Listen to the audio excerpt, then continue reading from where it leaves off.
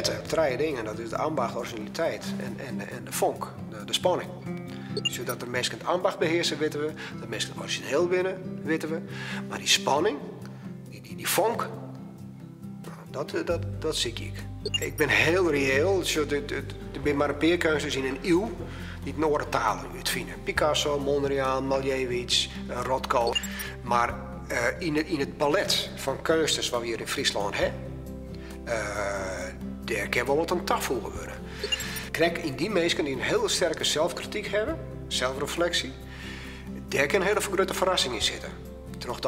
Krijg ik dat zelfkritische, dat, nou ja, we zijn net voor haar geweldig. Want die ontwikkel je haar. Nou ja, als je dan zelfkritisch bent en een sjost en een schilders terug en een tingst weer en een schilders weer, dat kan nou echt een verrassing opleveren. Ik zou heel blij zijn als er onder het palet van die kunstenaars in Friesland een hele goede naam aan tafel gebeuren.